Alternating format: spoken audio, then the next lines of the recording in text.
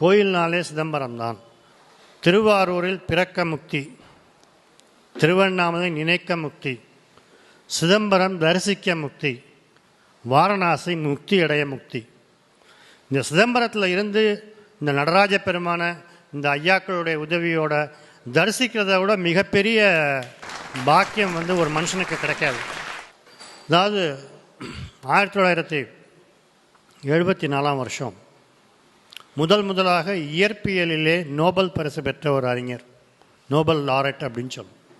அவர் பேர் ஃப்ரிட்ஜாஃப் கேப்ரா அப்படின்னு பேர். ஒரு ஃப்ரெஞ்சு நாட்டு, ஆஸ்திரேலியாவில் பிறந்து அமெரிக்காவில் ஆராய்ச்சி செய்த ஒரு அறிஞர். அவர் முதல்ல இயற்பியலில் குவாண்டம் ஃபிசிக்ஸ் அப்படிங்கிற தியரி அவர் தான் சொல்கிறார்.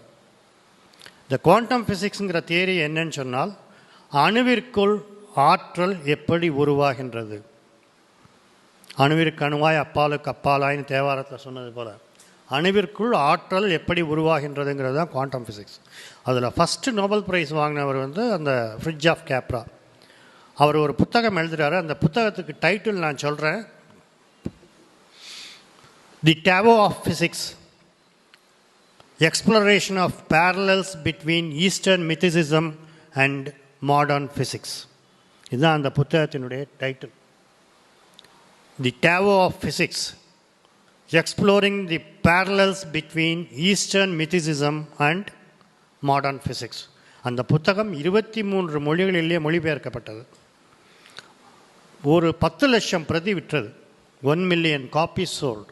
அதில் என்ன சார் அதிசயம், அதையே நான் இங்கே சொல்கிறேன் அப்படின்னா, அவர் சொல்கிறாரு, அவருடைய மாடர்ன் ஃபிசிக்ஸ் அந்த டாவோ ஆஃப் ஃபிசிக்ஸில் சொல்கிறாரு, the pattern in which the atomic particle move inside the atom creating energy and destroying energy is the similar posture of Lord Nataraja dancing சொல்றார்.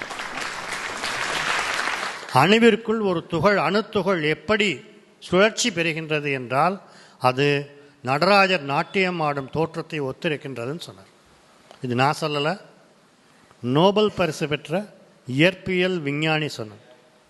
அதனால தான் 1976 வருஷம் centre for European research on nuclear physics, CERN அப்படின்னு Switzerland நாட்டில் Zurich நகரில் இருக்குது.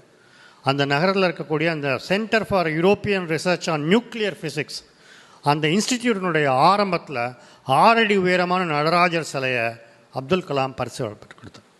பின்னால் 2005 வருஷம் நாசாவுக்கும் அதே லார்ட் நடராஜாவுடைய ஸ்டாச்சு இந்தியன் கவர்மெண்ட் கிஃப்ட் பண்ணாங்க. இவ்வளவு அதில் 3 தான் மெயினாக சொல்லுவாங்க. Atomic particle moving inside the atom, either inside a liquid phase or solid phase. It has 3 different dimensions. One is creation, another is preservation or sustenance, and the third is destruction. ஆக்கல், காத்தல், அழித்தல். இந்த 3 தான் முக்கியமாக அணு உள்ள the fire ring within which Lord Nataraja is dancing. அந்த நெருப்பு சக்கரத்துக்கும் எதை குறிக்குதுன்னு சொன்னால் creation and destruction of energy. அதில் நடராஜர் பஞ்சபூத ஸ்தலம், இது ஆகாயஸ்தலம், சித்சபை,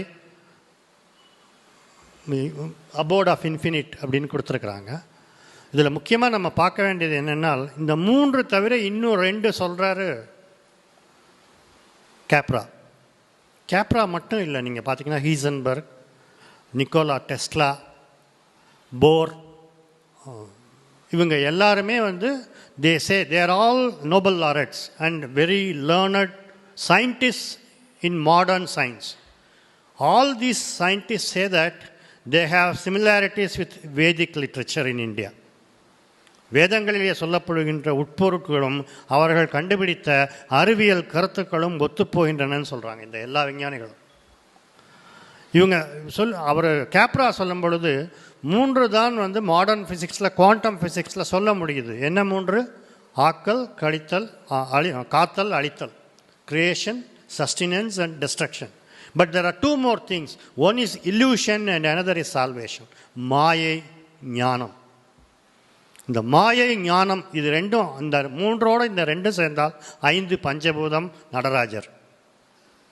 இந்த முதல் 3ல் நடராஜர் பற்றி சொல்லும்போது ஆக்கள், காத்தல் அழித்தல் இது எல்லாம் வந்து சயின்ஸில் எங்களால் சொல்லிக் கொடுக்க முடியும் அண்ணாமலை பல்கலைக்கழகத்தில்.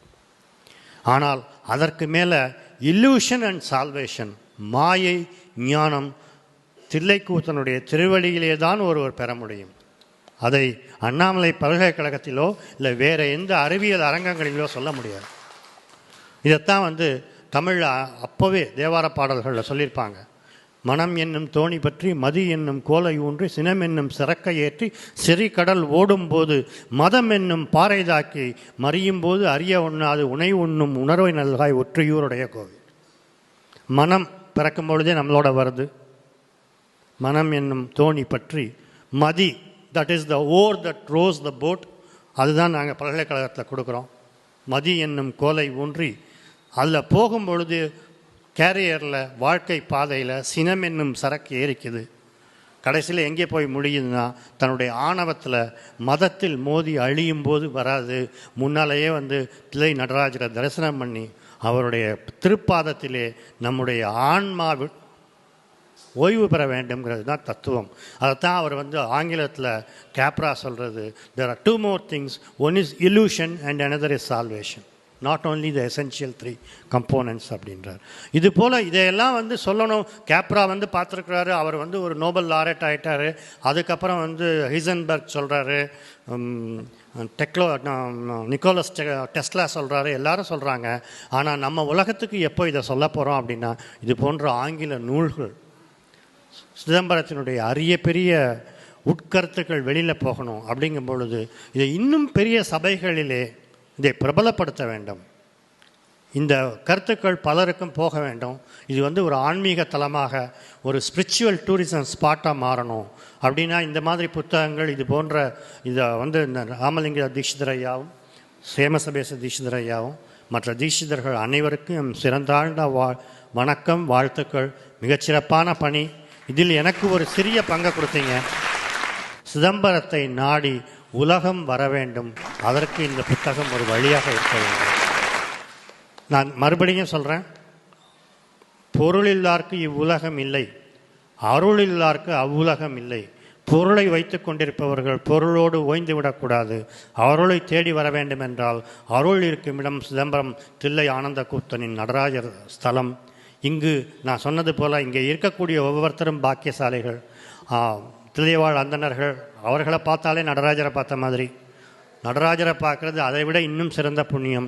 இந்த வாய்ப்புகள்லாம் எங்களுக்கு கிடச்சிருக்குதுன்னு சொன்னால் என்னை பொறுத்தவரையில் என் பெற்றோருடைய ஆசையும் என் முன்னோர்களுடைய பூர்வ ஜென்ம புண்ணியமும், நான் சிதம்பரத்திலே 45 ஆண்டுகள் இருந்து நடராஜரை கண்ணார கண்டு கழிக்கக்கூடிய வாய்ப்பு கிடைத்திருக்கின்றது. இந்த வாய்ப்பை அனைவரும் பெற வேண்டும். அதற்கு இந்த புத்தகம் ஒரு நல்ல வழிகாட்டி. எனவே வாழ்த்துக்கள், வணக்கம்.